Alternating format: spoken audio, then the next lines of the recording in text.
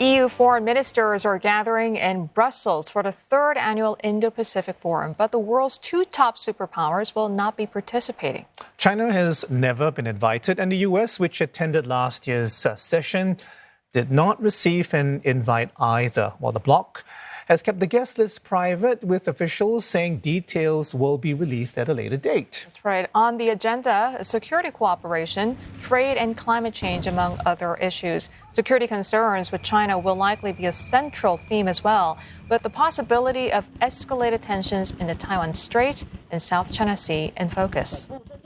EU ministers expected to hold a separate meeting with their ASEAN counterparts, though it's not clear who will be attending. A senior EU official said the bloc did not want to appear to be anti-China, as it seeks closer ties with Asia, Africa, and the Pacific Islands. We are joined by Pushan Dutt. He's a professor of economics and political science at INSEAD.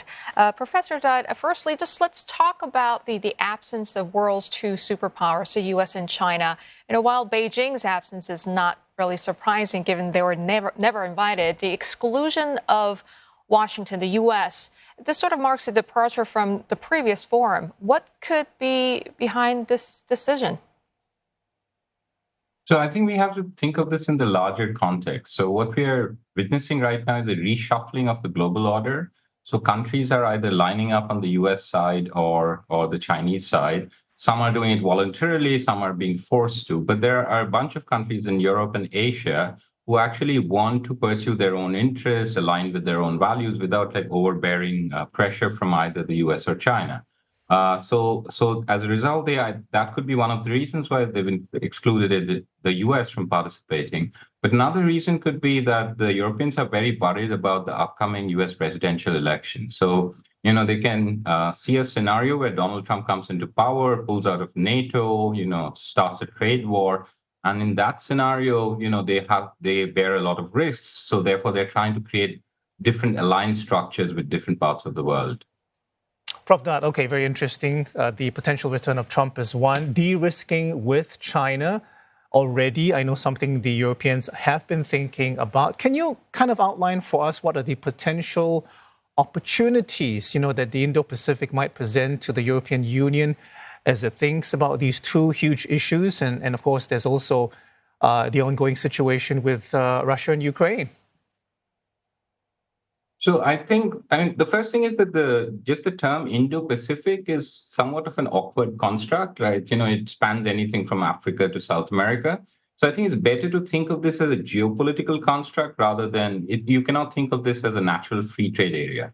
So there are a triangle of conflicts which are going on, which have impacted both the European Union and countries in this region. So two of these are violent, the one in the Middle East and Ukraine, Russia. So Ukraine was like a wake-up call for the Europeans because they realized two things. They realized that they cannot safeguard their own security without US help. And second, that they were very vulnerable to an authoritarian regime which is sitting in Russia because they were dependent on natural gas imports. So they slowly have the same realization that they might be overexposed to China, and therefore they're pivoting away from China and towards countries in this region.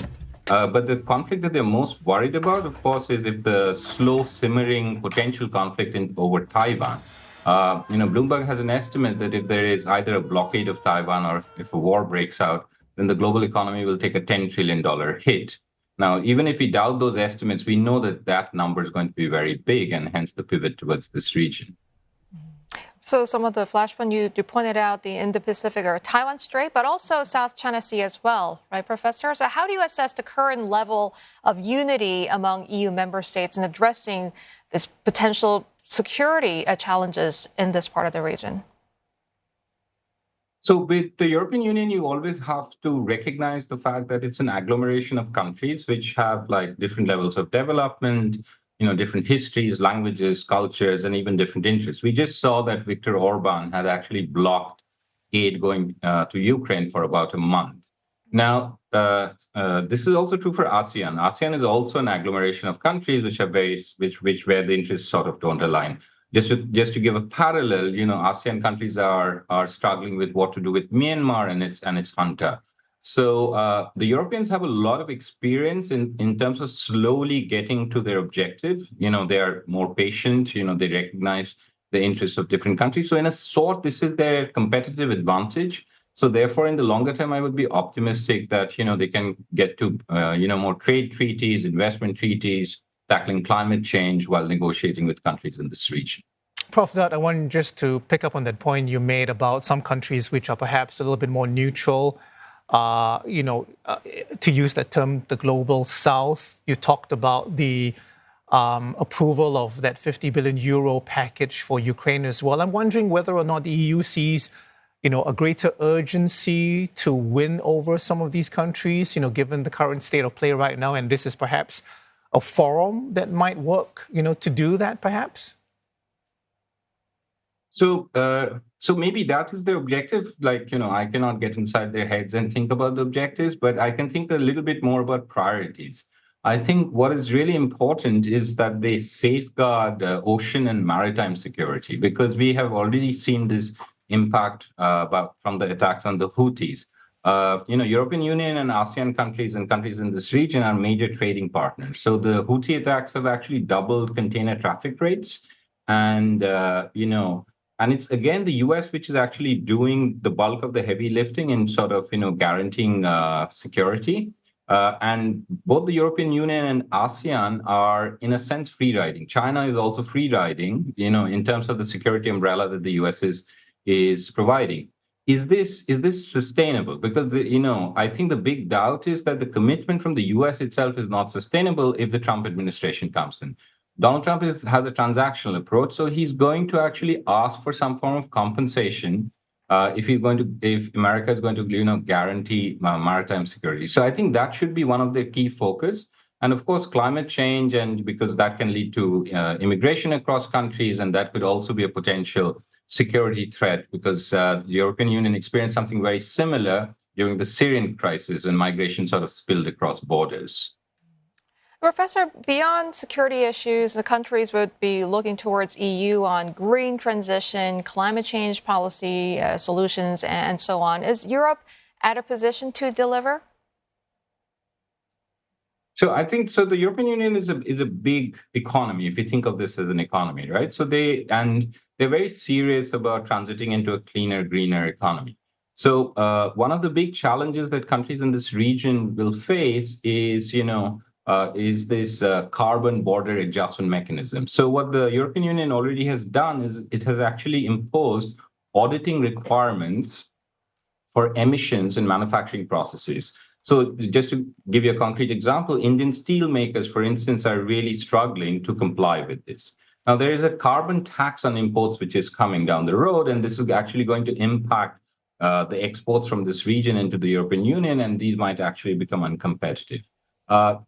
Some other examples would be that in certain industries like palm oil, rubber, etc., countries will soon have to certify that no deforestation has taken place. So these are major exports of Indonesia, Malaysia, Thailand. And in fact, this has actually become a political issue within the domestic Indonesian upcoming presidential elections, because it's going to be difficult for many of the small enterprises to comply with these reporting requirements and certification, etc.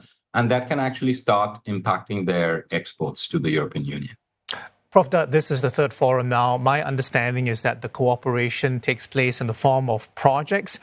Are there notable success stories since the program was launched, which could serve as, I guess, templates? So the European Union, again, both the countries in this region and the European Union, they want the current international trading system to actually persist. So they have made progress on trade. They decided initially not to negotiate a free trade pact between ASEAN, but to do it individually. So since then, things that concretely have happened is they've had free trade agreements with Singapore and Vietnam, and they're negotiating some of them with Philippines, with Indonesia. The one with Malaysia is sort of put on hold. So we should not expect, going forward, like these big trade agreements between these regional agglomerations, but sort of small steps. So one way to think of this is that this is not a sprint, that this is a marathon. And therefore, this requires long-term vision and long-term commitment, especially of political capital and financial resources. Prof. Dutt, we have to go. Thank you so much for talking to us on Asia First. Pushan Dutt is Professor of Economics and Political Science at INSEAD.